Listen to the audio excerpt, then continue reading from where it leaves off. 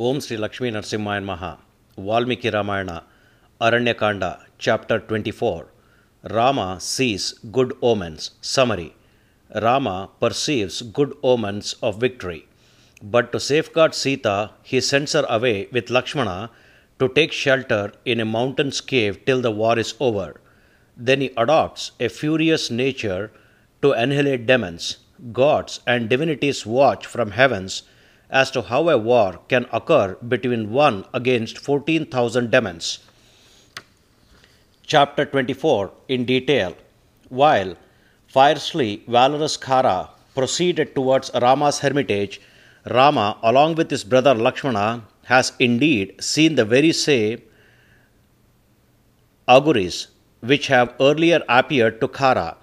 On looking at those very gruesome bad omens and perceiving them to be unpropitious to people, Rama spoke this sentence to Lakshmana: O dexterous Lakshmana, for the complete elimination of all the demons, these great indications have arisen, as though betokening the annihilation of all beings. See them. On their part, these clouds are hovering on the sky with stark reddish grey tint, thunderously braying and copiously showering streams of blood. All my arrows, too, are incensed to fuming in an ecstasy towards a war, and dorsally gold-plated bows of mine are incessantly spurring to hook up those arrows, telling apart the impending conflict.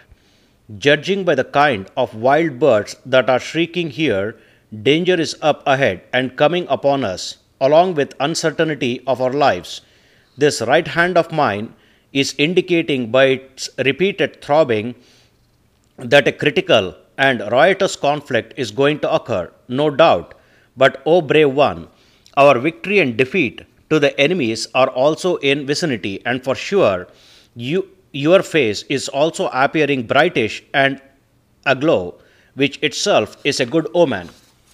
If the faces of those that are poised for a conflict lose luster, deem that the death is looming largely on their longevity too.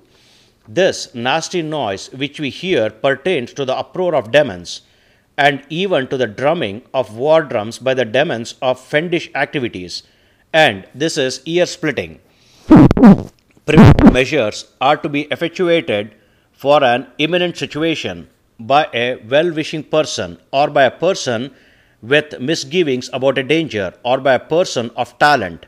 Hence, weld your bow, keep your arrows ready at hand, and taking Vaidehi with you, seek shelter in an impassable cave of a mountain overgrown with trees.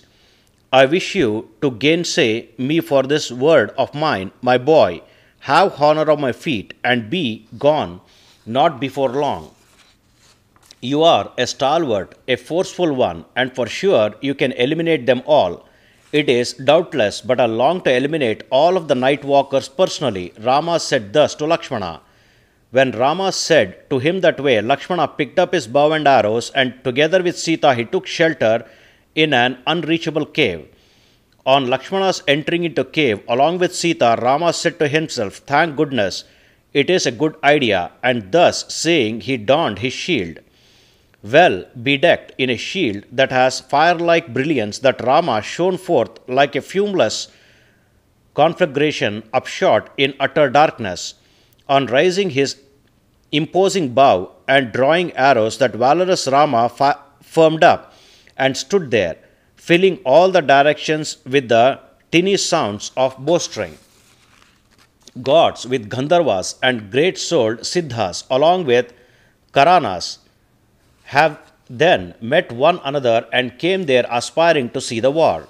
The great-souled sages and those that are known in the world as eminent Brahma sages, on their coming together, those beings of pious exploit spoke to one another among themselves.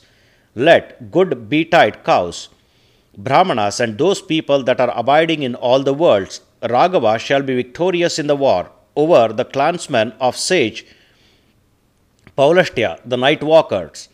Thus they walked among themselves and talked in detail. Thus speaking, they also well said again, looking at each other, the demons of fiendish deeds are 14,000 in number, and this virtue-souled Rama is solitary. What would be the result of this war? Thus the sages discussed among themselves. Thus the assemblages of kingly sages, Siddhas, and the eminent Brahmanas, along with gods that are staying in their aircrafts, tarried there in the firmament, peering inquisitively at Rama. Immured in an aurora of invincibility, Rama is standing up to the war in its vanguard, and then, on seeing at him, all the beings went into the thoughts of dread. That non-essential aspect of Rama, whose deeds are unharmful to anyone, has become the aspect of wrathful supreme soul Rudra, while gods, Gandharvas, Karanas are conversing thus. Then they have seen there the legions of the demons arriving from all over with boisterous noise, spouting cries of bravo, handling their grisly skins, shields, weapons, and war flags, and on rushing at each other in disarray, with brassy twanglings of bow, with drummings of war drums, and even by their jumping, leaping, and bouncing, that area is filled with very loud and clamorous noise.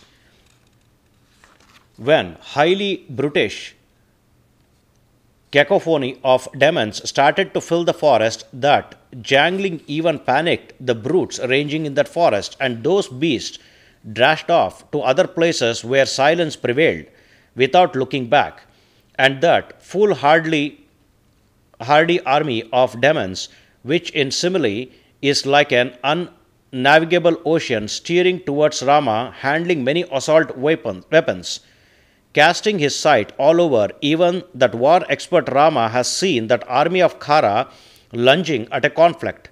Rama stressed his awesome bow to examine the taunt of the bowstring, and even whipped arrows out of quiver, and then adopted a mask of extreme wrath to eliminate all the demons. Then all pacify aspect of that Rama, then in his expiration, appeared to be like that of the all-ruinous Rudra, the weldier of bow called Pinaki, namely peaceful Shiva when enraged, at the time of Rudra's embarking on to ruin the Vedic ritual of Daksha Prajapati. That army of raw flesh-eaters with their bows, embellishments, and chariots, and also with their armors all glittering with the dazzle of flaming fire, varied into a sky-blue colored cluster of clouds on which the dazzling sun rays will be glittering at the dawning of the sun. Thus, this is the 24th chapter in Aranya Kanda of Valmiki Ramayana, the first epic poem of India. Sri Moola Rama Vijayate. Om Sri Krishnarpanamastu.